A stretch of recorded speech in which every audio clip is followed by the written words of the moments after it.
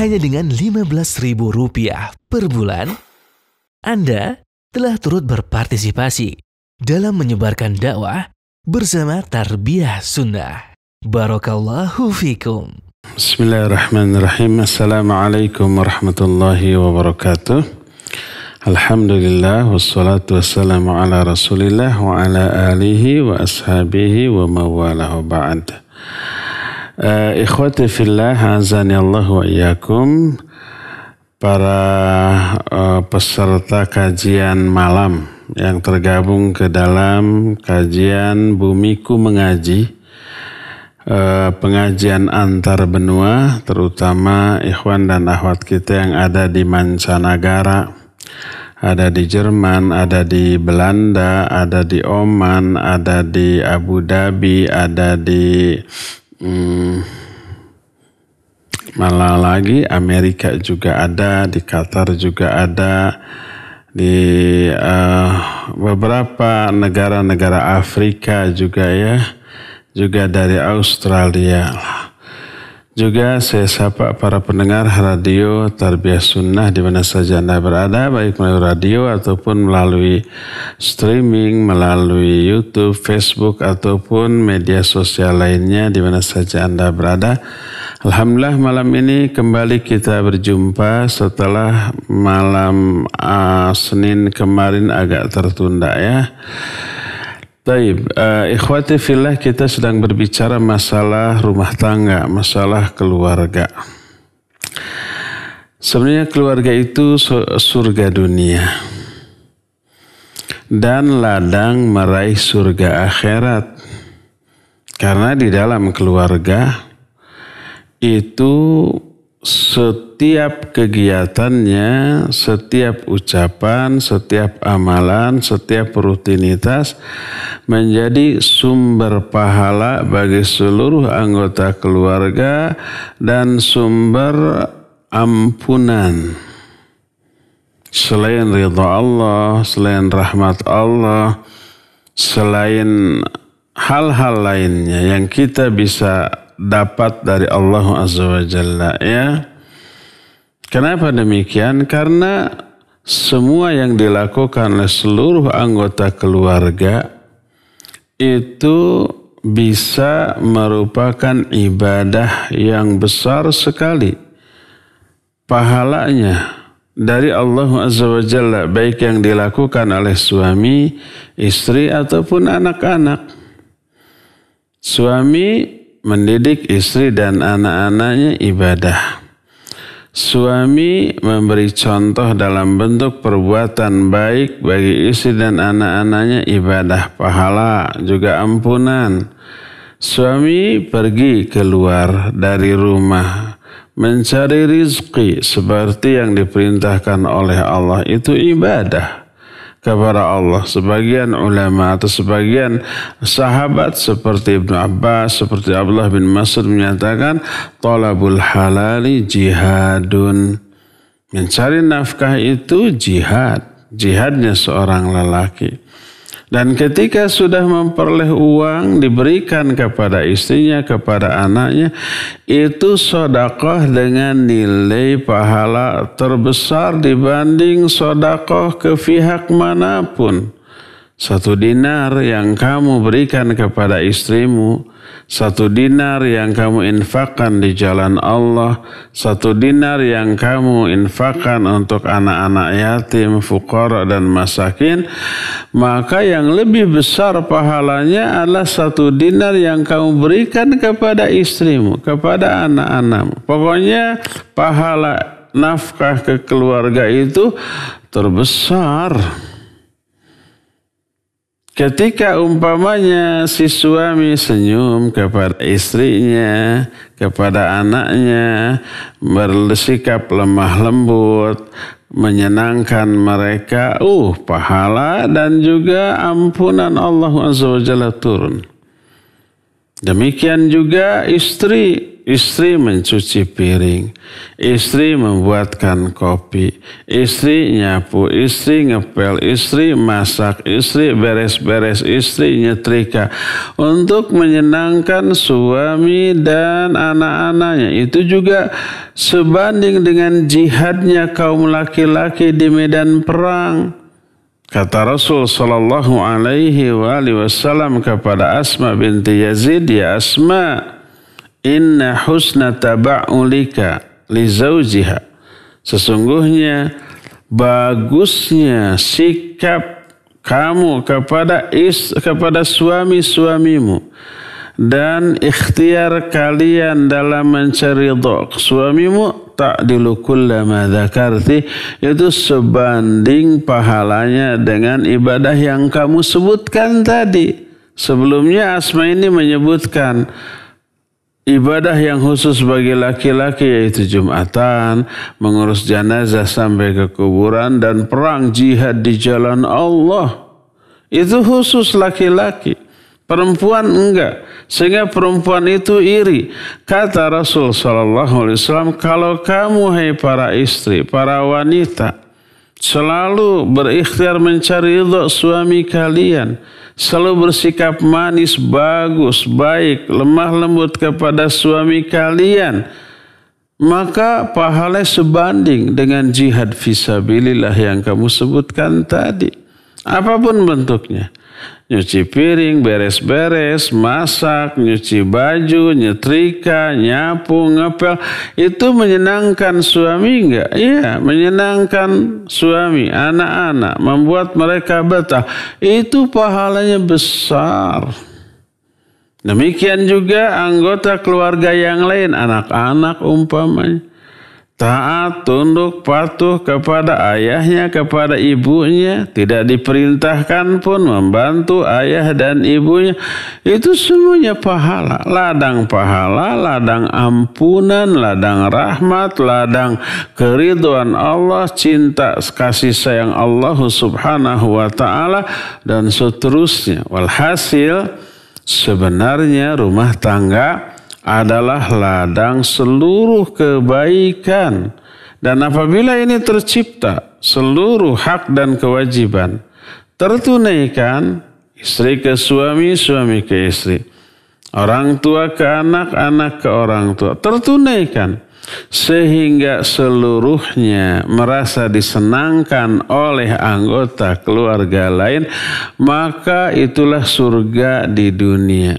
Baiti jannati. Akan tapi ini sekali lagi hanya bisa diciptakan kalau anggota keluarga memiliki visi dan misi yang sama dalam membangun rumah tangga ini, ya. Demi untuk bahagia di akhirat, yuk kita bentuk rumah tangga yang berpedoman kepada Quran dan As-Sunnah, yang saling menunaikan hak dan kewajiban, yang berupaya untuk saling menyenangkan dan membuat ridho anggota keluarga yang lain. Sudah, insya Allah keluarga yang sakinah, mawaddah, warahmah benar-benar akan tercipta, dan kelak di akhirat mereka akan kembali berkumpul dalam keadaan dan suasana yang jauh lebih bahagia daripada kebahagiaan mereka di dunia, ya. Nah, ikhwah, inilah sebagai pengantar materi di malam hari ini untuk menuju kepada sesi yang ditunggu-tunggu, yaitu sesi konsultasi dan tanya jawab.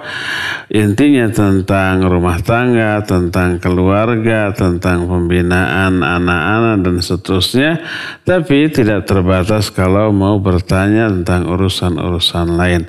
Ya, pengantar dari saya cukup sampai di sini, dan untuk mengatur lalu lintas pembicaraan saya kembalikan lagi kepada moderator. Wassallallahu ala nabiyina Muhammadin wa ala alihi wa ashabihi wasallam. Silakan Pak Aslam. Syukron Ustaz atas pembukaannya. Langsung saja, ini ada beberapa pertanyaan yang sudah terkumpul dan kita akan bacakan. Yang pertama oleh Mas Trisno dari Jerman. Tafadhol. Ya, barakallahu fiik, Kang Angga dari Belanda. Ustadz, ini ada Assalamualaikum warahmatullahi wabarakatuh. Waalaikumsalam warahmatullahi wabarakatuh. Ini ada pertanyaan yang dari tabligh kemarin, bulan kemarin dari Amerika. Tanyanya begini, mau tanya Ustadz, kalau kita jengkel sama suami, tapi saya masih melayanin suami seperti biasa, tapi hatinya tetap dongkol, apakah kita berdosa gitu? Itu mohon. Taib. Ahwat nih pasti yang nanya ya. Di Amerika, saya nggak tahu di negara bagian mana, di kota mana. Dongkol kepada suami, tapi masih melayani dengan perasaan dongkol, dosa apa tidak? Pertama, dongkolnya karena apa? Apa karena pesan martabak kemudian tidak dipenuhi karena lupa atau karena macet, karena hujan lalu dongkol? Saya nggak tahu di Amerika apa ada martabak atau tidak.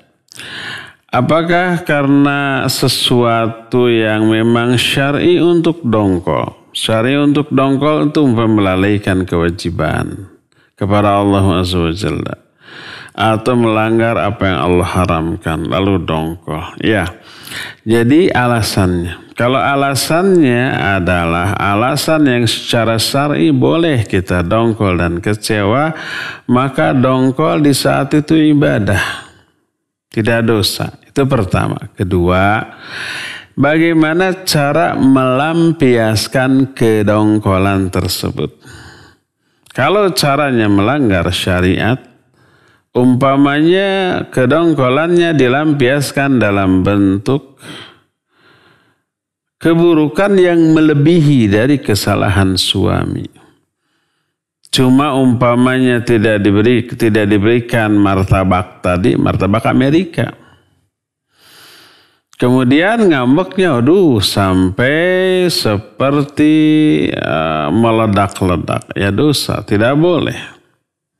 Ya, jadi pertama alasan kedongkolannya, yang kedua cara melampiaskannya. Ketiga, ketika melayani suami masih ada perasaan dongkol. Apa yang dimaksud melayani ini dalam mana khusus di tempat tidur atau umpamanya memasakkan, menyiapkan makanan, membuatkan minuman sambil dongkol begitu, bagaimana hukumnya? Tadi kedongkolannya itu diungkapkan atau tidak?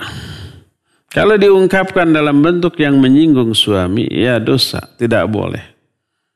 Umpamanya bikinin kopi di ini, umpamanya habisin nih biar bentet, biar bunghak, biar kembung umpamanya ya. Menyinggung suaminya, sakit hati dengan cara seperti itu, maka tidak boleh. Tapi kalau dongkol tetap dongkol, tapi tetap ramah, silakan Pak diminum kopinya mumpung panas.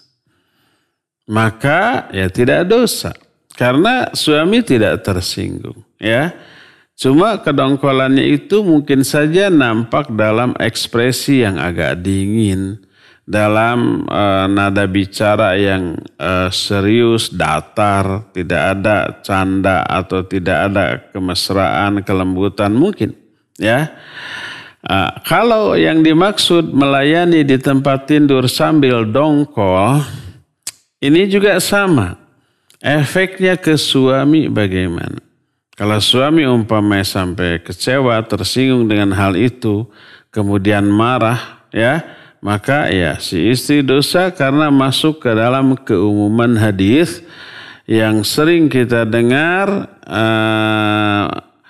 ayyuma imra'atin batat wa zawjuha anha sakhit la'anathal malaika hatta tusbiha. Jadi istri yang mana saja, siapa saja istri yang tidur dalam keadaan suaminya murka kepada istrinya, dongkol, kesal, maka istri itu dilaknat oleh para malaikat sampai subuh ya. Demikian wallahu a'lam bissawab. Silakan lagi. Syukran Ustaz atas jawabannya. Selanjutnya pertanyaan dari masih dari Amerika yang akan disampaikan oleh Akhi Yusril atau Agis. Sudah hadir dari Jepang?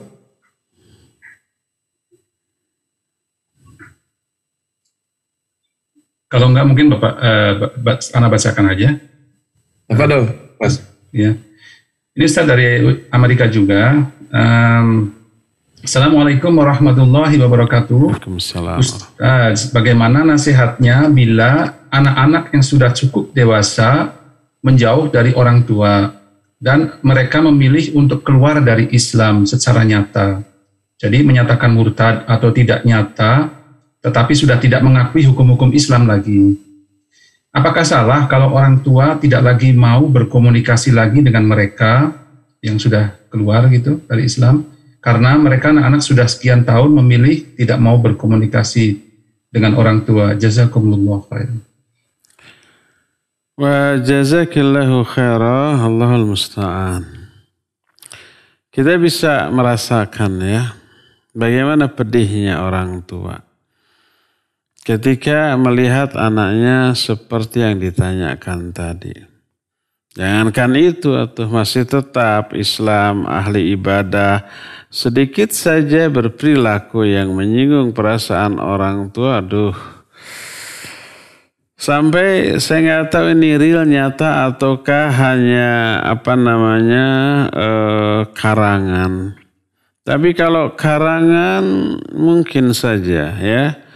Ketika seorang ibu ditanya tentang sakitnya melahirkan, ada nggak kondisi yang jauh lebih sakit dibanding ketika melahirkan? Si ibu menjawab, ada. Yaitu ketika anak yang dilahirkan tersebut durhaka kepada ibunya.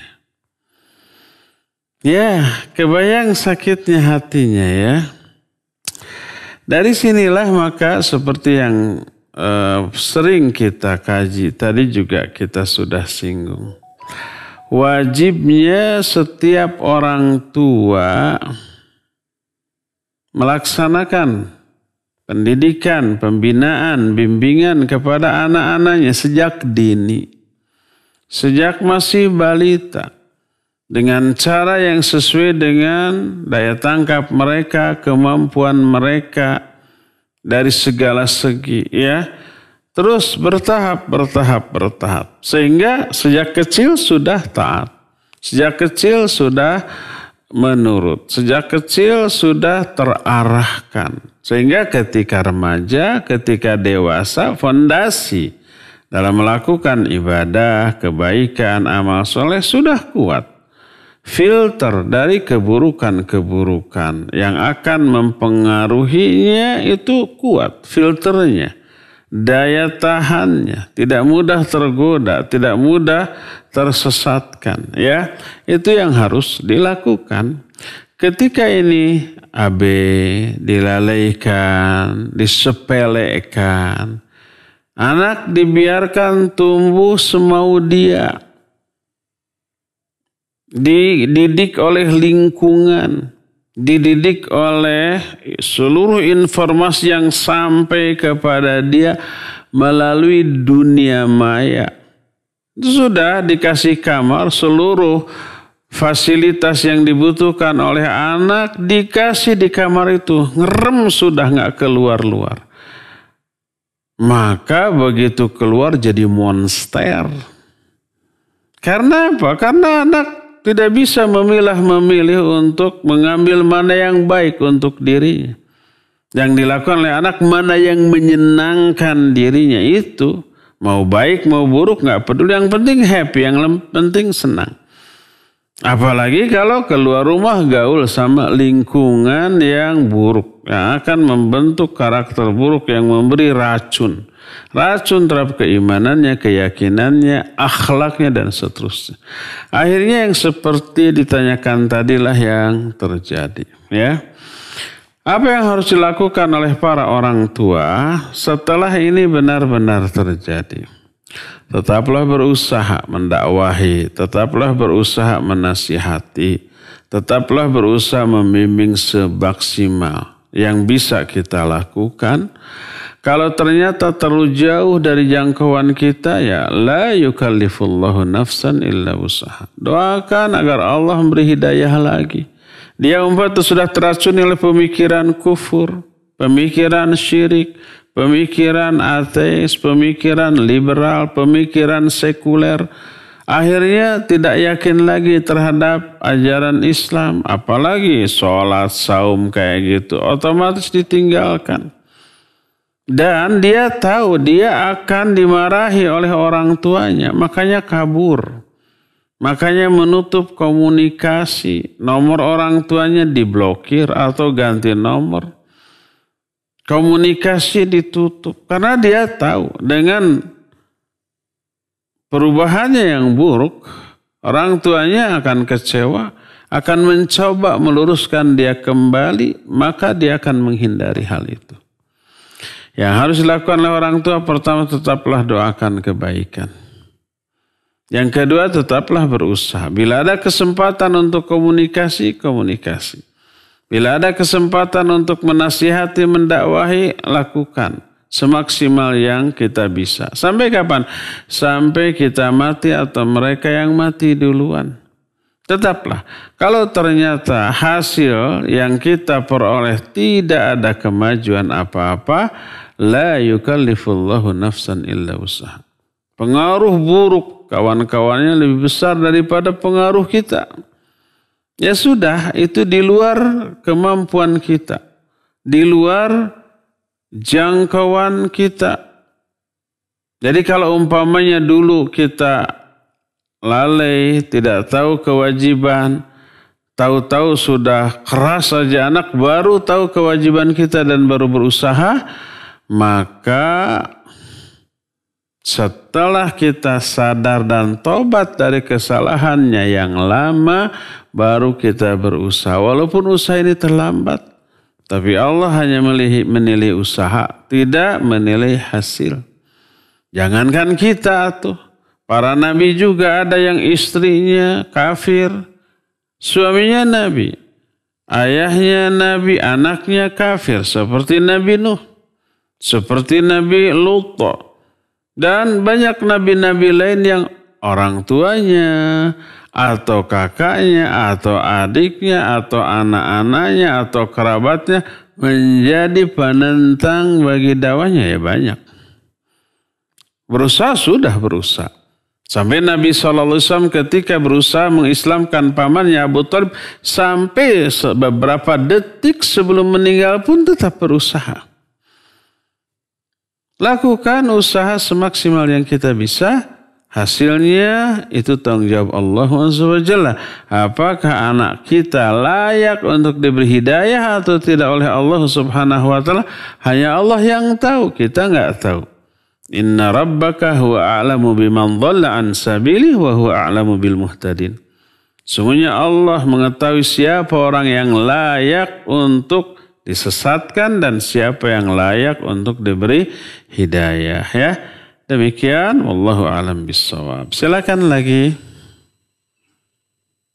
Jazakallah khair Ustaz atas jawaban pertanyaannya. Berikutnya pertanyaan yang akan disampaikan oleh Pak Said dari Belanda.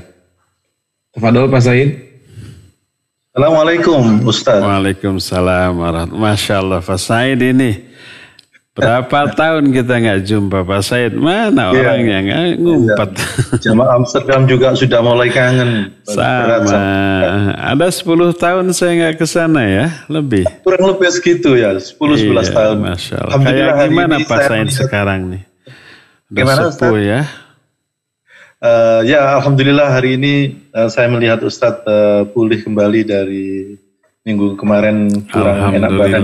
Alhamdulillah. Saya juga ada tambah sepuh nih Pak Said. Iya. Di sini akan saya sampaikan satu pertanyaan dari Jawa Timur kalau nggak salah ini, dari Ibu Anna Sulfia. Assalamualaikum Ustadz Habibullah. Waalaikumsalam warahmatullahi wabarakatuh. Salam dari daerah PPKM di ujung Jawa Timur.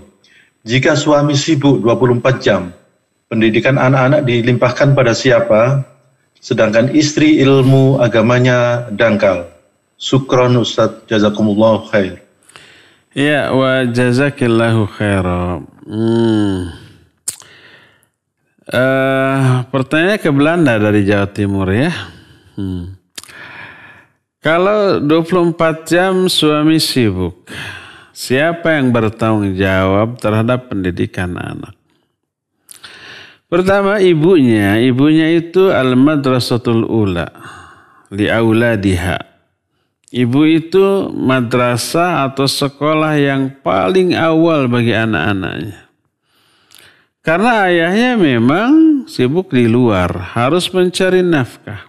Ibunya yang bertanggung jawab terhadap pendidikan anak-anaknya. Nah sekarang kalau ibunya ada kendala, baik kendala ilmu, dia juga awam, gak tahu bagaimana cara mendidik. Gak bisa ngajarkan cara baca Al-Quran karena ibunya juga masih belajar umpamanya. Apalagi ilmu yang lainnya. Ayahnya juga sibuk di luar. Pulang ke rumah sudah dalam keadaan tidak memungkinkan bagi dia untuk mendidik. Paling istirahat tidur atau mungkin harus kerja, membawa pekerjaan ke rumahnya, kalau enggak diselesaikan bisa timbul madarat dan seterusnya. Apa yang harus dilakukan? Lakukan tetap pendidikan kepada anak melalui cara apapun. Kalau bisa mendatangkan ustadz, datangkan ustadz. Walaupun harus bayar untuk itu. Suami 24 jam keluar mencari uang, masa nggak bisa bayar ustadz gitu ya. Minimal ganti transportasinya. Itu yang pertama kalau memungkinkan. Kedua, bila memungkinkan kirim ke pesantren. Nanti harus misah dong. Ya iyalah misah. Nanti sedih dong. Ya iyalah sedih. Kangen dong. Ya iyalah kangen. Itu bagian dari pengorbanan. Pengorbanan yang berat, yang besar untuk mencetak anak kita menjadi bibit unggul. Menjadi orang hebat. Orang hebat itu lahir dari penderitaan. Baik fisik ataupun psikis. Baik fisik ataupun psikis pun tersebut diakibatkan karena masalah ekonomi, karena masalah sosial, karena masalah politik, atau karena masalah apapun. Termasuk si anak disekolahkan, berpisah dari orang tua sejak kecil. Di sana dia akan menderita, ya, menahan rasa kangen kepada orang tuanya. Kadang-kadang sakit, nggak ada yang ngurus gitu. Harus menderita, merintih sendiri. Kadang-kadang clash dengan kawan-kawannya, dibully, dia merasa sakit hati, dia merasa terpojokan. Kadang-kadang ada masalah dengan pelajarannya, dia nggak ada tempat untuk bertanya. Kadang-kadang ada masalah dengan gurunya atau dengan sekolahnya. Dia menderita, tapi penderitaan itu gemblengan, lahirnya dan batinnya, mentalnya dan fisiknya, ya. Nanti dia akan mandiri, terbiasa dengan semua penderitaan. Rasa kangen ke orang tua sudah biasa, bisa dia tahan. Balah ketika liburan, ya liburan pulang ke kampungnya, seminggu masih tahan, nanti habis seminggu itu, aduh kangen ke suasana pondok, ingin segera ke sana lagi, ketemu kawan-kawan. Itu terasa loh, akan teralami oleh anak-anak. Bosan di rumah dengan suasana baru yang jauh berbeda dengan suasana di pondok umpamanya ya. Fisiknya dia lebih kuat. Ketika menderita sakit, saya sering sakit begini di pondok, biasalah. Ada clash dengan kawannya, bisa dia selesaikan. Lebih dewasa, gitu ya. Anaknya akan tumbuh menjadi anak yang mandiri, yang kuat mentalnya, fisiknya. Dan itu bekal yang kelak dibutuhkan setelah terjun ke masyarakat. Sebagai orang dewasa, apalagi sebagai ustadz, sebagai da'i, tantangan itu berat, fisik ataupun psikis, secara ekonomi, secara sosial, secara politik, itu pasti akan ada tekanan, akan ada gemblengan. Sudah terbiasa ketika mondok, maka dia akan tampil menjadi orang yang tangguh, setangguh batu karang di tengah lautan yang dihantam oleh ombak dan gelombang yang bertubi-tubi. Tahan dia. Nah itulah ya. Cuma kebanyakan yang nggak tahan orang tuanya yang nangis. Anak-anaknya sudah betah di pondok, orang tuanya yang nangis. Orang tua juga wajib sabar tuh ya. Jadi banyak cara untuk bisa melaksanakan pendidikan ke anak-anak. Nih, saya kasih tahu satu rahasia. Tapi ini jaga rahasia ini, jangan diomong-omongkan ke orang ya. Para ustadz yang berilmu juga nggak bisa mendidik anak-anaknya di rumah karena kesibukan. Sibuk apa? Walaupun seperti sekarang masa pandemi. Kajian hanya online. Gak ada yang offline. Gak banyak pergi keluar rumah. Gak. Di rumah. Tapi tetap gak bisa. Dia sibuk. Sibuk apa? Sibuk membaca. Sibuk menelaah. Sibuk yang rajin menulis. Dia harus memurajaah hafalan Al-Qurannya. Hafalan hadisnya. Banyak mengkaji kitab. Walaupun kajian online begitu, tetap persiapan kan harus tetap ada. Gak bisa mendidik anaknya. Jadi gimana? Disekolahkan. Dipesantrenkan. Dipondokkan, ya, dengan tentu saja resiko yang tadi harus membiayai, mahal biaya pondok itu, harus menahan rasa rindu dan kangen, harus ini dan harus itu, ada kekhawatiran jangan-jangan anak saya di sana kena COVID. Jadi begitulah ya. Jadi kalau orang tua tidak bisa mendidik karena ada halangan dari aspek apapun halangan itu, maka undang ustadz ke rumah atau sekolahkan. Biarkan orang-orang yang takhasus di bidang itu mendidik mereka. Kita hanya bayar. Kita hanya harus sabar. Kita hanya harus mengontrol, ya, boleh ditinjau atau ditengok sebulan sekali, 2 bulan sekali, ya. Maka insya Allah kitanya juga tenang, anak-anak tetap terdidik, ya. Demikian, wallahu a'lam bishawab. Silakan lagi. Syukran Ustaz. Ya, syukran Ustaz atas jawabannya. Berikutnya pertanyaan yang akan dibacakan oleh Akhi Dodi dari Oman. Tafadhol. Jazakallahu khair, barakallahu fik, Aki Angga. Pertanyaan berikutnya dari seorang ibu di Swiss, Ustaz. Ya. Assalamualaikum Ustaz. Assalamualaikum warahmatullahi wabarakatuh. Saya pernah mendengar cerita istri Fir'aun, Asia, yang bersabar dan masuk surga.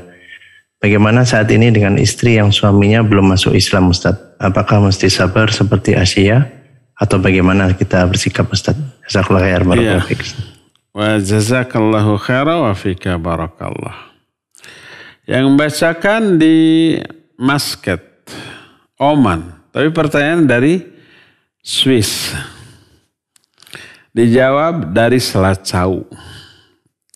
Gak masalah.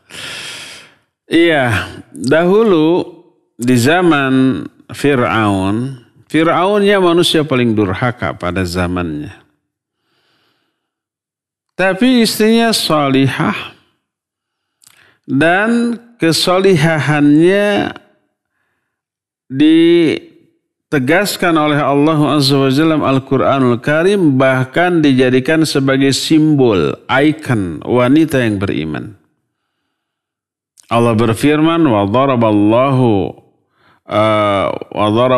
alladhina amanu imra'ata Fir'aun idh qalat rabbi ibni li baitan indaka fil jannah wa najjini min fir'auna wa amalih wa najjini minal qaumil zalimin. Allah telah memberikan perumpamaan kepada kalian tentang orang beriman, yaitu istrinya Fir'aun. Disebut istrinya Fir'aun. Ketika dia berdoa, Rabbi ibnili indaka baitan fil jannah. Ya Allah, bangunkan untukku di sisimu satu rumah di surga. Jadi suaminya paling durhaka, paling jahat, istrinya paling saleh. Sampai diceritakan oleh Allah dalam Al-Quran. Timbul pertanyaan, kalau zaman sekarang seorang wanita muslimah tapi suaminya kafir, apa bisa seperti Asyah bersabar? Enggak bisa. Enggak boleh. Kenapa? Karena syariatnya lain. Syariat zaman baheula membolehkan hal itu. Syariat zaman sekarang tidak boleh. Jadi banyak syariat di zaman nabi-nabi terdahulu yang jauh berbeda. Dulu dibolehkan, sekarang terlarang. Dulu terlarang, sekarang boleh. Seperti menghormat dalam bentuk sujud, dulu boleh. Para malaikat oleh Allah disuruh sujud ke Adam. Tapi bukan ibadah, tapi menghormat. Boleh saat itu. Ya, termasuk di zaman Nabi Yakub umpamanya, Nabi Yusuf dan saudara-saudaranya sujud ke ayahnya, ke Nabi Yakub, dalam rangka menghormat, bukan ibadah. Lalu saudara-saudara Yusuf sujud ke Yusuf dalam rangka menghormat. Dibolehkan saat itu. Syariatnya, tapi di zaman Nabi kita Muhammad SAW sampai sekarang tidak boleh menghormat dalam bentuk bersujud. Menghormatnya harus, menghormat ke sesama makhluk harus. Tapi tidak boleh dalam bentuk sujud. Nabi SAW menyatakan, Lau kuntu amiran ahadan, antas sudah li ahadin, ayas sudah li ahadin, la amartul mar'ata, litas sudah li zawjiha, li admi haqqihi alaiha. Seandainya aku berwenang, berhak, memerintahkan seseorang untuk sujud kepada orang lain, niscaya para wanita, para istri aku suruh untuk sujud kepada suami. Saking besarnya hak suami tersebut atas istrinya. Kalau boleh, tapi ternyata nggak boleh, maka tidak boleh sujud. Walaupun seorang istri kepada suaminya tidak boleh sujud. Sekarang, zaman dahulu boleh. Ada yang zaman dahulu tidak boleh, haram. Sekarang halal. Seperti ghanimah. Harta rampasan perang zaman dahulu, kalau perang menang, harta rampasan dikumpulkan di sebuah tempat terbuka, lalu ada api yang menyambar, membakar semua harta tersebut. Tapi di zaman Nabi kita Muhammad SAW sampai sekarang, ghanimah adalah barang halal. Tapi wewenang imam untuk membagikannya. Ya. Nah, termasuk zaman dahulu, ya, istrinya muslimah, taat, tapi suaminya kafir, dulu boleh. Salah satu contohnya adalah istrinya Fir'aun. Fir'aun la'anahullah, manusia paling durhaka. Istrinya soleh, bersabar. Adapun sekarang syariatnya melarang seorang wanita muslimah menikah dengan laki-laki yang non-muslim, apapun agamanya. Termasuk agama ahlul kitab, Nasrani atau Yahudi, apalagi di luar itu, maka haram, tidak boleh. Kalau toh tetap dilangsungkan nikah, pernikahan tersebut tidak sah secara syar'i. Bukan sebagai suami istri, walaupun mungkin diakui oleh masyarakat sekitar, oleh negara, tapi secara syar'i dia bukan suami istri. Kalau sampai melakukan hubungan, maka itu dihitung perzinahan. Kalau sampai dapat anak dari hasil hubungan itu, maka itu anak hasil zina. Jadi selama berumah tangga ya dosa terus. Terus apa tuh yang harus dilakukan? Apakah cerai? Bukan cerai, karena tidak pernah terjadi pernikahan. Itu bukan suami istri. Fasakh saja sudah. Fasakh itu rusak sudah, karena bukan suami istri. Sama umpamanya kalau suami istri tadinya muslim. Suaminya muslim, istrinya muslimah, lalu tiba-tiba di tengah jalan suaminya murtad. Keluar dari Islam. Apakah cerai? Enggak cerai tapi fasakh. Artinya rusak. Ikatan pernikahannya otomatis putus, bukan lagi suami istri. Itu kalau suaminya yang murtad. Berdasarkan hal itulah maka tidak ada jalan lain bagi seorang istri yang muslimah. Kalau dia memiliki suami yang non muslim, dulu nggak peduli. Dulu atau nggak tahu, disangkanya asal sah secara negara sah. Terus sekarang telah tahu, bertobat dan takut, maka ya sudah. Langsung mengambil jarak dari suaminya. Ya, urus aja surat perceraian formalitas dalam hukum negara yang berlaku di tempat dia tinggal, bahwa itu bukan lagi suami istri untuk kepentingan-kepentingan mungkin nikah lagi di masa yang berikutnya, bukan lagi suami istri. Nggak bisa bersabar, ya. Bersabar dalam hal itu bukanlah sabar yang syar'i dan tetap dia berdosa, tetap dianggap melakukan perzinahan dengan lelaki yang secara hukum positif dianggap sebagai suaminya, tapi secara syar'i bukan suaminya. Wallahu a'lam. Silakan lagi. Jazakallah khair Ustaz atas jawabannya. Kita lanjutkan ke pertanyaan selanjutnya yang akan dibacakan oleh akhi Nabil dari Abu Dhabi. Tafadhol. Assalamualaikum Ustaz. Waalaikumsalam warahmatullahi wabarakatuh. Ana izin membacakan dari Texas ini Ustaz. Dari Abu Dhabi baca pertanyaan Texas. Dari Oman tadi apa? Swiss ya. Silakan. Gak masalah, cross. Ya. Nah Ustaz, Assalamualaikum warahmatullahi wabarakatuh. Mohon nasihat dan bimbingannya Ustaz, bagaimana orang tua yang mendapat hidayah mendalami ilmu agama di usia lanjut, sedangkan anak-anak sudah dewasa sehingga waktunya habis untuk lebih memperbaiki diri dan tidak maksimal memberikan pendidikan agama kepada anak-anak. Jazakallahu khairan. Baik, wa jazakallahu khairan. Ikhwan atau akhwat di Texas. Yang pertanyaan dibacakan di Abu Dhabi. Dijawabnya tetap dari Selacau. Pertanyaan tadi teralami oleh para sahabat zaman baheula. Ketika Nabi SAW mendakwahkan Islam, para sahabat banyak yang sudah tua. Sudah usia 70 tahun.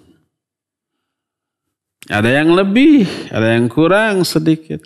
Tapi mereka tetap belajar Islam. Ada yang sampai mereka hafal Quran.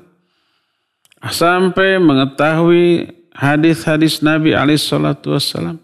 Dan menerapkannya dalam kehidupan keseharian. Jadi usia berapapun belajar tetap wajib. Talabul ilmi fardhatun ala kulli muslim. Menuntut ilmu itu wajib bagi setiap muslim. Tidak dibatasi oleh usia, status, pekerjaan, dan seterusnya. Apakah para da'i, para ustadz, para ulama yang sudah berilmu sudah enggak kena kewajiban mencari ilmu? Tetap kena. Lebih lagi malah. Karena apa? Karena mereka harus ngajar. Ngajar ya butuh bahan. Kalau ustadz nggak belajar, nanti basi materi itu lagi. Ustadz harus banyak menjawab pertanyaan. Yang sering kali pertanyaan itu banyak yang baru, banyak yang tak ada sebelumnya. Kalau nggak belajar memahami kaidah secara umum, nggak akan bisa memberi solusi, memberi jawaban seperti itu. Jadi mencari ilmu tidak dibatasi oleh status, oleh usia, oleh pekerjaan, oleh jabatan, oleh pangkat, oleh kekuasaan, oleh popularitas. Enggak. Semuanya wajib. Ya. Nah sekarang dulu ketika usia muda sampai paruh baya belum diberi hidayah. Setelah usia 70 tahun diberi hidayah. Apa yang harus dia lakukan? Belajar di 70 tahun itu. Belajar lagi membaca Al-Quran yang benar. Tahsin lagi, belajar huruf hijaiyah lagi. Bagaimana cara mengucapkan huruf dari alif, dari hamzah sampai iya. Walaupun seperti anak TK lagi nggak masalah. Silakan belajar lagi. Makharijul huruf. Agar benar. Setelah benar pengucapan huruf-hurufnya baru nanti ke tajwid. Cara membaca per kata, per kalimat secara benar. Tajwid makhraj benar. Nanti tinggal melancarkan dengan mempersering bacaan. Dengan disimak nanti. Begitu terus, ya. Maka usia kapanpun tidak boleh terhalang untuk belajar. Jangan sampai saya udah 70 tahun, masa malu belajar kepada lulusan SMP atau SMA. Nggak perlu malu. Saya umpamanya dulu sejak SMA, saya sudah mengajar tajwid dan makhraj ala kadarnya.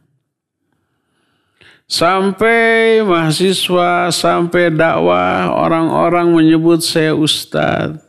Anak-anak saya sekolahkan ke pesantren. Mereka belajar tahsin dari ahlinya. Setelah selesai pulang ke rumah, saya yang belajar ke mereka. Coba betulkan ini, bacaan Bismillahirrahmanirrahim saya. Sebab ketika saya jadi imam, di belakang ada anak saya, begitu pulang ke rumah, siapa itu hanya tuh kurang gede itu tadi itu waktu imam gitu. Tadi roknya itu harusnya dibacanya tafhim, ini tarqiq ini. Nggak boleh begitu, harus tebal, nggak boleh tipis. Dulu dia diajar huruf sama saya, sekarang mengoreksi, nggak masalah, ayo belajar, koreksi mana lagi yang salah gitu ya. Nggak boleh terhalang oleh status ustadz, walaupun ke anak sendiri yang dahulu dididik sejak kecil. Setelah mereka lebih berilmu ya jangan malu untuk bertanya, untuk belajar, untuk dikoreksi. Nggak boleh bilang kamu dulu tahu alif batasa dari saya, sekarang protes, nggak perlu. Memang dia sekarang lebih tahu. Dari ahlinya belajar. Kalau dulu saya belajar bukan dari ahlinya. Dari ustadz yang ada di masjid juga yang dia belum tentu benar dan bukan ahlinya juga. Saat itu sih merasa benar. Ternyata keliru, ternyata salah. Kan gitu. Jadi tetaplah belajar ya. Terus bagaimana membagi waktu dengan istri, dengan anak-anak. Kalau usia sudah 70 tahun. Anak-anak sudah pada gede, anak-anak juga sudah punya anak-anak lagi, sudah punya rumah tangga. Kita tinggal menasihati. Ngaji, hadir ke kajian, setel radio, setel TV dakwah. Ya. Datangkan ustadz ke rumah, atau hadirlah ke pengajian offline di saat tidak ada uzur, di saat tidak ada pandemi. Pandemi mudah-mudahan tidak akan lama lagi gitu ya. Nanti suatu saat ini berlalu kita offline lagi, ngaji lagi, tetaplah ajak. Yuk sama anak cucu ngaji. Kita bisa melakukan itu. Pokoknya tetap prioritaskan mencari ilmu. Mencari ilmu tidak terhalang oleh usia, oleh penyakit, oleh kedudukan, oleh status, oleh jabatan, kekuasaan, pangkat, pekerjaan atau apapun. Tetaplah belajar ya. Wallahu a'lam. Silakan lagi. Syukran wa jazakallah khair Ustaz atas jawabannya.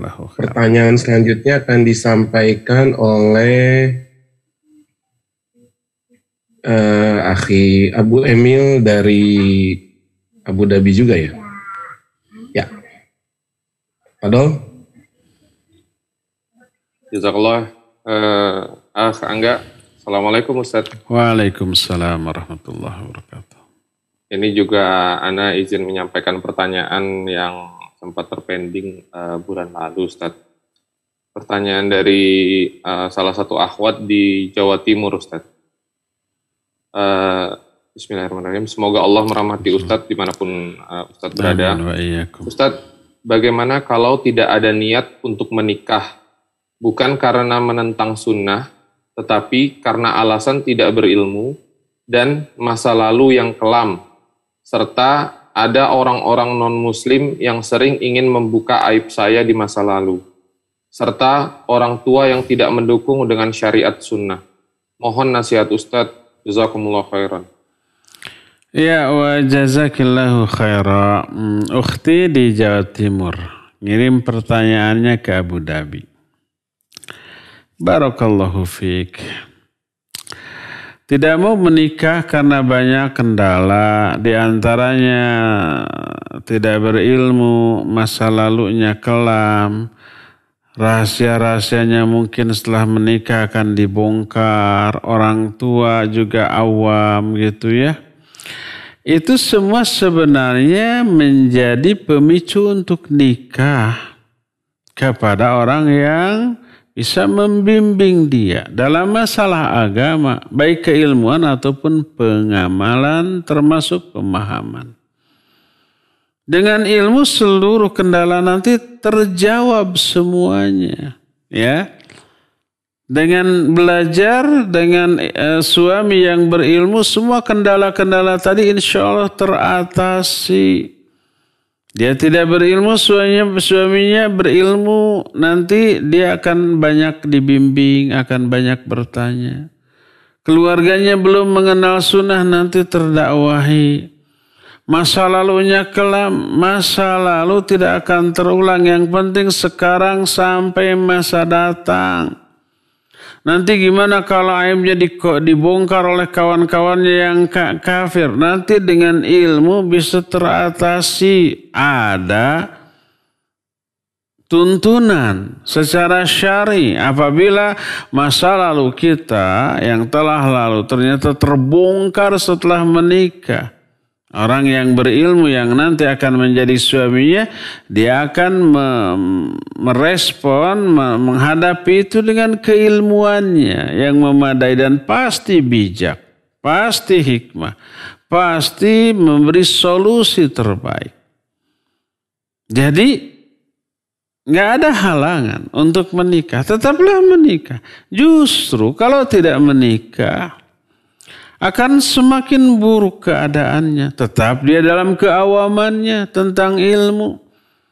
Dan mungkin saja dia kelak bisa kembali lagi ke masa-masa dahulu yang sangat kelam, kotor, banyak noda dan dosa. Dia akan tetap berinteraksi dengan kawan-kawannya yang kafir yang semakin mempengaruhi dia dengan pengaruh buruk.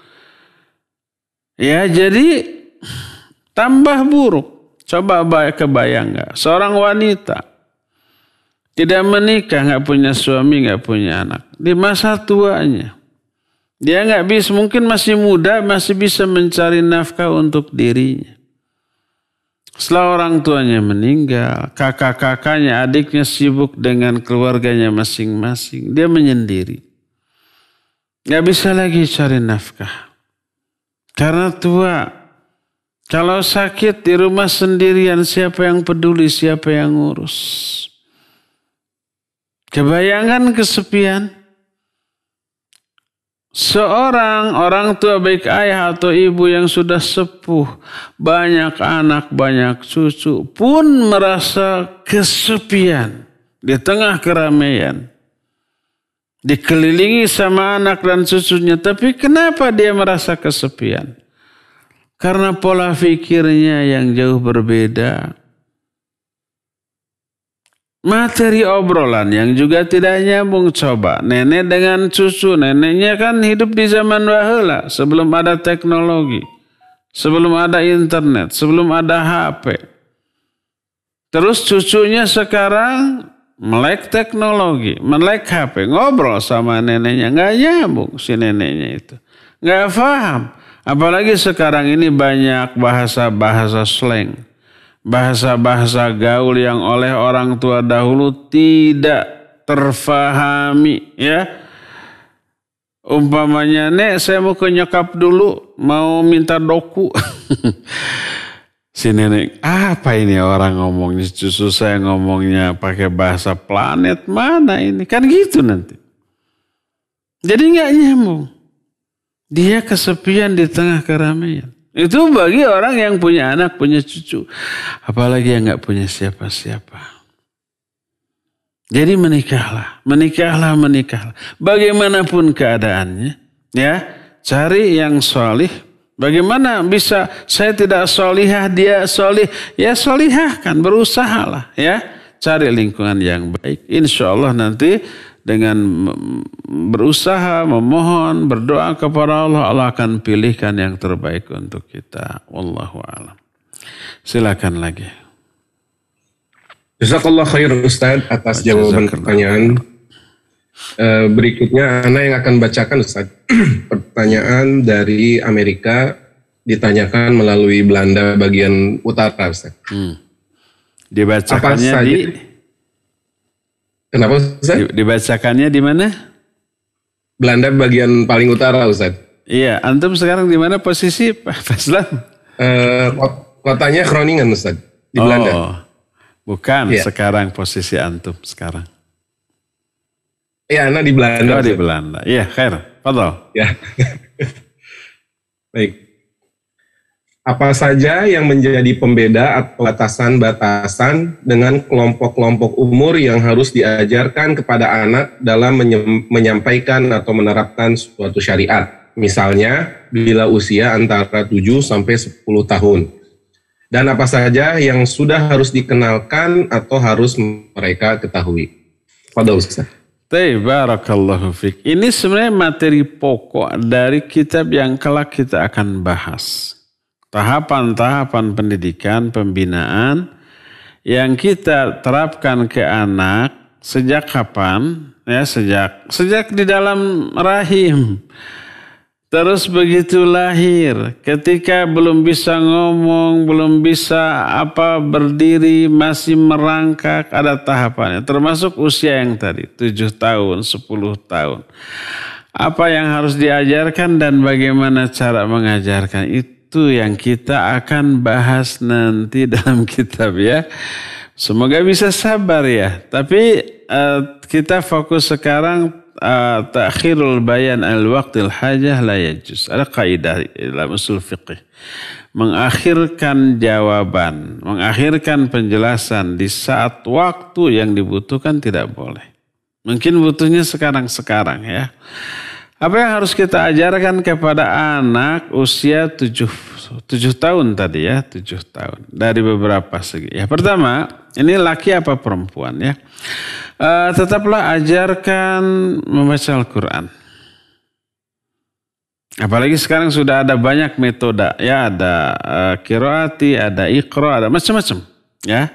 Ada PAUD, ada TKA, TPA. 7 tahun itu mestinya sudah lancar baca Al-Quran. Ya, kalau di TK kita di Selasa sini 7 tahun sudah tamat Iqra 6, sudah lancar baca Al-Quran ya.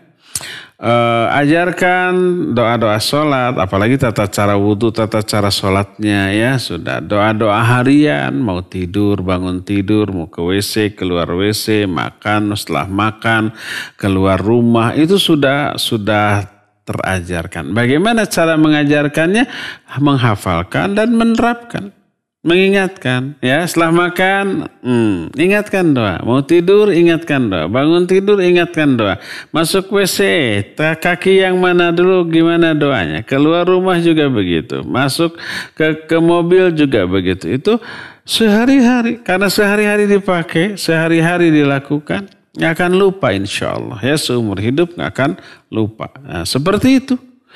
Jadi yang intinya perintahkan sholat sejak 7 tahun ya, bukan mengajarkan. Kalau mengajarkan sejak awal dengan cara-cara yang bertahap sesuai dengan pertambahan ilmu, pertambahan kemampuan bertahap. Awalnya cuma disuruh lihat kita sholat, nanti dia ngikut ya. Kita sujud, kita ruku dia nungging, kita sujud dia tiarap, nggak masalah.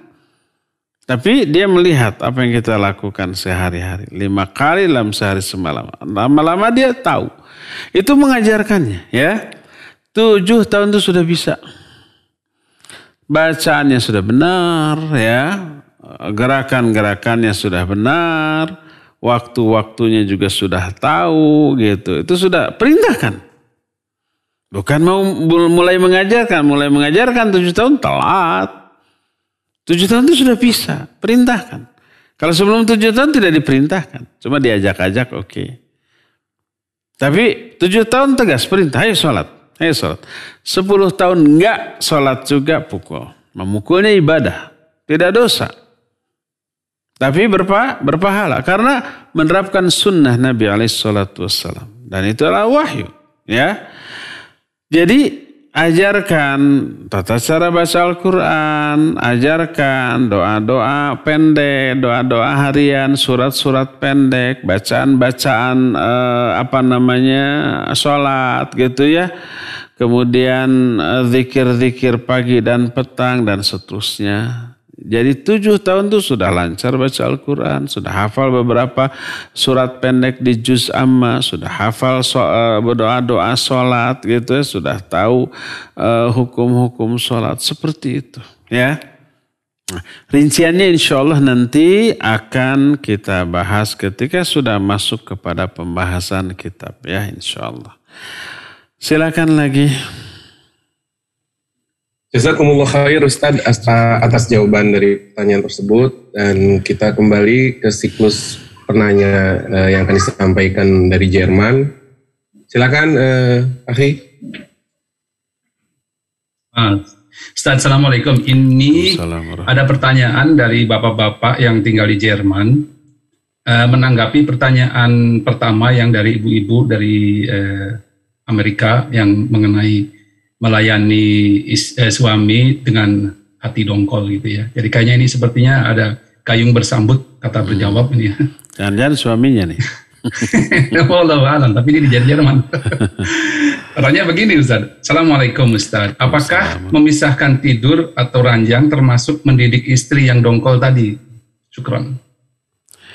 Pisah tempat tidur gitu ya. Maksudnya satu kamar tapi pisah bed gitu atau beda kamar, tidur di sofa atau kamar lain ya. Umpamanya si suami tahu istrinya dongkol kepada dia. Makanya karena dongkol kelihatan dari sikap, dari ekspresi, dari omongan, nada bicara gitu. Sehingga membuat suami kesal. Sudah dinasihati gitu lagi. Akhirnya dia keluar kamar. Pisah tempat tidur. Apa boleh enggak suami begitu? Ya tergantung tadi. Karena itu salah satu metodologi si suami dalam mendidik istri. Dan dijelaskan oleh Allah Azza wa Jalla dalam Al-Quran. Dalam surah An-Nisa ayat 34. Setelah Allah menyatakan ar-rijalu qawwamuna 'alan nisa. Laki-laki itu pemimpin bagi wanita. Nah, di tengah-tengah ayat itu agak panjang. Allah menyatakan wallati takhafuna nushuzahunna fa'idhuhunna wahjuruhunna fil madaji wadribuhunna. Tuh. Wanita-wanita yang kalian khawatirkan akan nusyuz, akan durhaka kepada suaminya. Berarti belum tuh. Hanya sudah ada tanda-tanda tuh. Sinyal-sinyal mau durhaka, mau membantah sudah ada. Fa'idhuhunna. Didik mereka, bina mereka, nasihati mereka. Dengan cara kata Ibnu Abbas radhiyallahu anhu, diberikan penjelasan yang berupa iming-iming dari ketaatan. Orang yang taat kepada istri, yang taat kepada suami, iming-iming yang begini. Agar termotivasi untuk taat, untuk tidak durhaka. Dan takut-takuti dengan besarnya dosa. Kalau durhaka kepada suami, kasih hadis-hadis yang menjelaskan tentang seorang wanita yang ahli tahajud di malam hari, ahli saum di siang hari. Tapi ternyata ke neraka hanya karena tidak taat kepada suami. Sampai berkata Rasul sallallahu alaihi wasallam kepada seorang wanita, "Unzuri kaifa anti lahu fa innahu jannatuki wa naruki." Perhatikan bagaimana sikapmu kepada suamimu, karena suami itu surgamu atau nerakamu. Menjadi penyebab kamu masuk surga kalau taat, dan menjadi penyebab kamu masuk neraka kalau kamu durhaka. Pokoknya dinasihati, nusyuz itu. Kalau sebelum nusyuz. Jadi sudah ada sinyal-sinyal menusyuz, dinasihati, diiming-imingi pahala ketaatan, ditakut-takuti dengan dosa dan azab kedurhakaan. Mudah-mudahan gak jadi nusyuznya tuh. Itu tahap pertama. Tahap kedua, kalau setelah dinasihati, dididik, dibimbing, diarahkan, tetap nusyuz, jadi itu nusyuznya tuh. Durhaka dia, nggak taat kepada perintah suami, melanggar yang dilarang oleh suami, mengabaikan kewajiban dia kepada suami, hak-hak suami diabaikan umpamanya. Durhaka atau apalagi berani menentang, berani melawan. Maka fase kedua, wahjuruhunna fil madhaji. Pisah tempat tidur. Malah Ibnu Abbas menyatakan la yukallimuha wa la yuhaddithuha. Jangan diajak ngomong, jangan diajak bicara, jangan ditegur, jangan disapa, biarkan.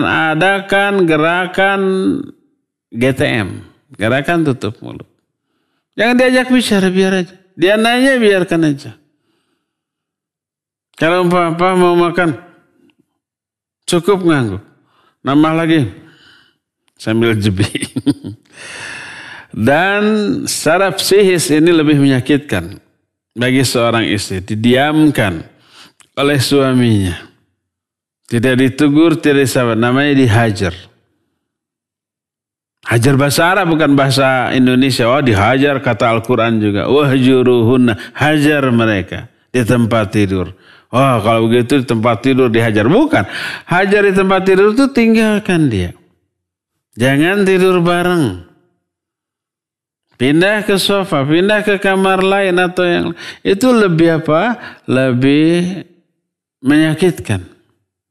Akhirnya dia taubat, iya saya salah. Tapi jangan gini dong, saya akan rubah. Kesalahan saya akan saya perbaiki. Gitu. Kalau sudah dirubah ya sudah, beres masalah.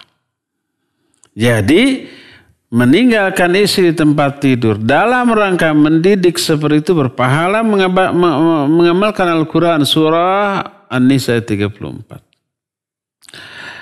Kalau ternyata setelah dibegitukan gak rubah juga, malah semakin menjadi-jadi. Malah senang, asik, gak ada yang ganggu, sendirian, jadi lebih luas gitu. Malah gak berubah, malah senang. Apa yang harus dilakukan?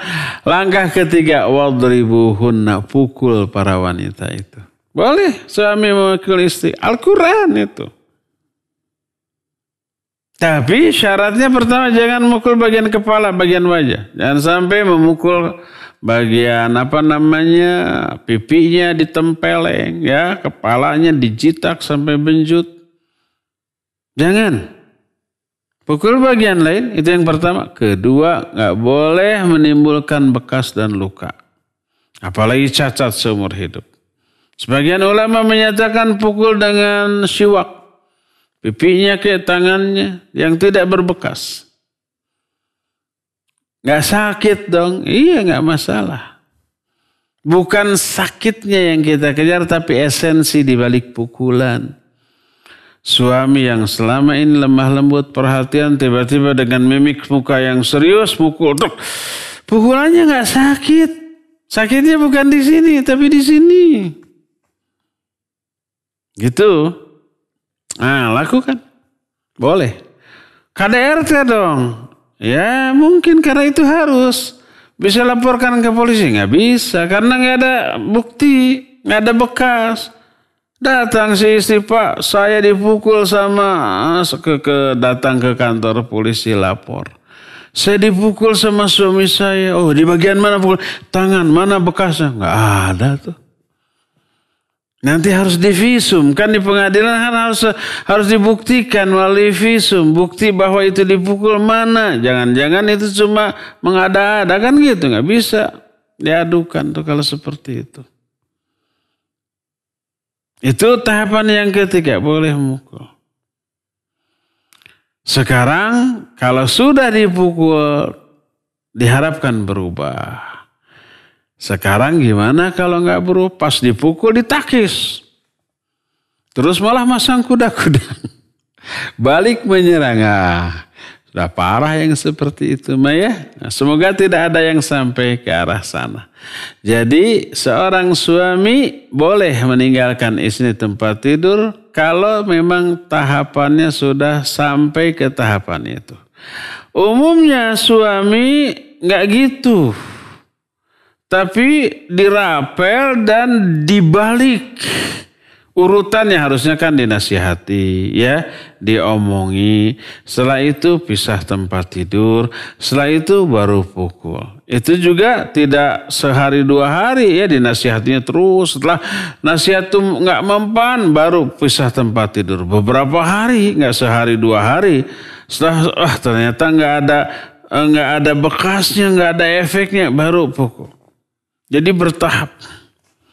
Umumnya suami dirapel, disatukan dan dibalik. Ketika istri melakukan kesalahan, pukul lu, plak, plak, plak, plak, plak, plak. Setelah itu dimarahi, dinasihati. Setelah itu musuhan bisa tempat tidur. Nah, boleh yang seperti itu, ya. Demikian wallahu a'lam bissawab. Silakan. Jazakallah khair Ustaz atas jawabannya.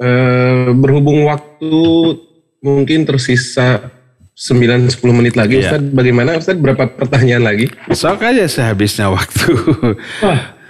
Silakan. Gimana Ustaz? Siap.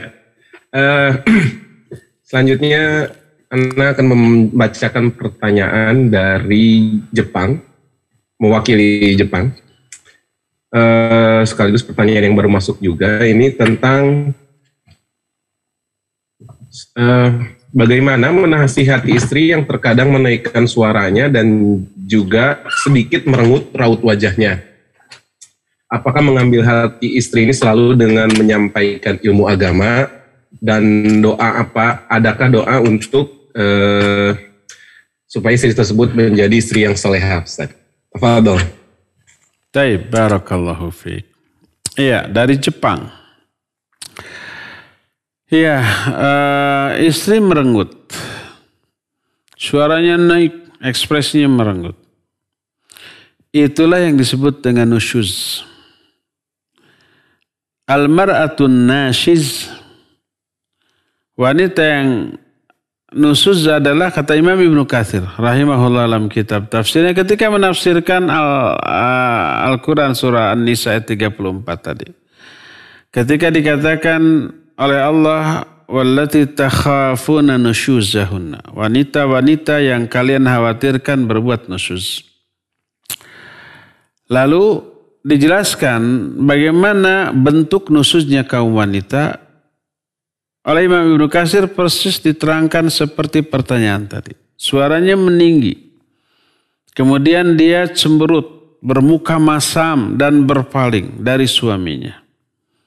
Itu adalah ciri-ciri wanita yang nusuz kepada suaminya. Pasti ada sebab, yalah pasti ada sebab. Kenapa wanita seperti itu, mungkin kesal atau gimana, ya? Tapi pertama, kesalahan yang dilakukan oleh seorang suami, dilihat dulu kesalahan dalam bentuk apa.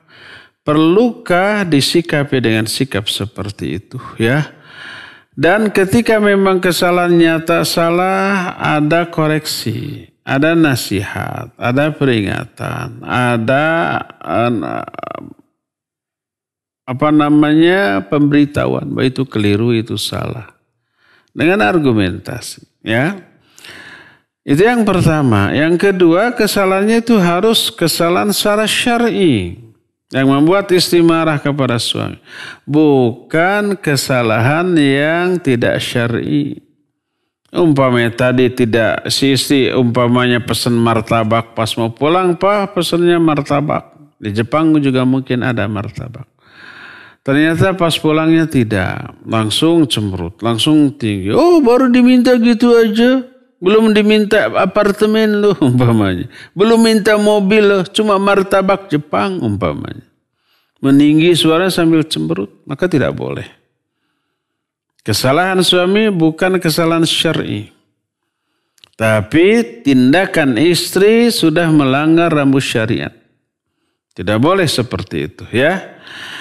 Nah, lalu si suami apa yang harus dilakukan ketika melihat istrinya seperti itu?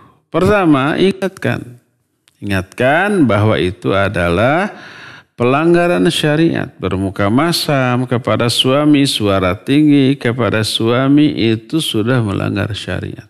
Ayat dan juga hadis yang banyak menerangkan tentang masalah itu. Agar dia itu sadar, mungkin tidak tahu bahwa itu dosa. Ya. Dan Imam Az-Zahabi memasukkan nusyuz ini ke dalam kitab Al-Kabair. Al-Kabair itu daftar dosa-dosa besar. Salah satunya adalah nusyuznya para wanita, ya. Maka tidak boleh. Ingatkan seperti itu. Itu yang pertama. Yang kedua, leburlah kekesalannya, kemangkelannya dengan cara yang bisa kita sebagai suami hafal karakter dia. Kalau lagi gitu digimanain? Kalau umpamanya dia begitu karena suudzon kepada kita, jelaskan sehingga hilang suudzonnya, nanti senyum lagi sambil malu. Sudah cemberut ternyata salah dia gitu ya. Kalau dia cemberut seperti itu tuh karena memang kita nyata salah, ya udah akui salah, minta maaf. Kalau sudah akui salah, minta maaf, masih cemberut, tawarkan. Apa yang harus saya lakukan untuk menebus kesalahan saya sehingga membuat kamu tersenyum lagi? Perlu nggak saya beli martabak sekarang? Kalau umpamanya permintaan bisa kita kabulkan, biar dia tersenyum lagi. Kalau tidak bisa dikabulkan karena kemahalan, tawar. Kata istri, boleh, saya akan cemberut asal saya harus minta 1 ons. Gelang, perhiasan, wah kemahalan itu. Tawar, 1 gram aja. Ya, nanti ketemu di tengah-tengah. Nggak masalah, memberi hadiah untuk menebus kesalahan kepada istri boleh. Apa-apa, nggak masalah ya. Jadi luluhkan setelah diingatkan bahwa itu dosa. Yang kedua, minta maaf kalau itu kesalahan kita. Jadi kadang-kadang kita itu bukan marah karena orang berbuat salah. Orang berbuat salah itu lumrah, wajar, normal. Yang membuat kita kesel mangkel adalah ngeyel dengan kesalahannya. Gak ngaku salah, gak minta maaf sehingga tidak ada usaha dan keinginan untuk memperbaiki. Itu yang bikin gemes. Kesalahannya kecil. Kenapa kesel mangkel? Karena dia gak merasa salah, gak ngaku salah, gak minta maaf. Sehingga nanti akan terulang lagi. Itu yang bikin kesel. Jadi kalau memang kesalahan istri karena kesalahan kita sebagai suami, akui. Kalau kita salah, kemudian minta maaf, kemudian nanti akan diperbaiki. Kalau masih mangkal juga, minta tebusan apa sih untuk membuat kamu tersenyum kembali. Ya bila perlu dipeluk sambil dielus gitu ya. Dicandain biar dia tersenyum kembali ya. Itu yang bisa kita lakukan dan ini pertanyaan terakhir karena memang menghabiskan seluruh waktu yang tersisa. Mohon maaf tidak bisa lanjut karena mungkin di sana ada yang tengah malam ya. Mungkin ada yang masih maghrib, masih asar, ada yang mau maghrib gitu ya. Di sini sudah mau jam 9, cukup sampai sini kita insya Allah akan kembali berjumpa di pertemuan yang akan datang. Mohon maaf apabila ada kata yang kurang berkenan, ada cara yang bisa menyinggung. Semua kesalahan murni dari syaitan dan dari saya dan semua kebenaran hanya dari Allah Subhanahu wa taala ya. Subhanakallahumma bihamdika asyhadu an la ilaha illa anta astaghfiruka wa atubu ilaik. Walhamdulillahirabbil alamin. Wassalamualaikum warahmatullahi wabarakatuh.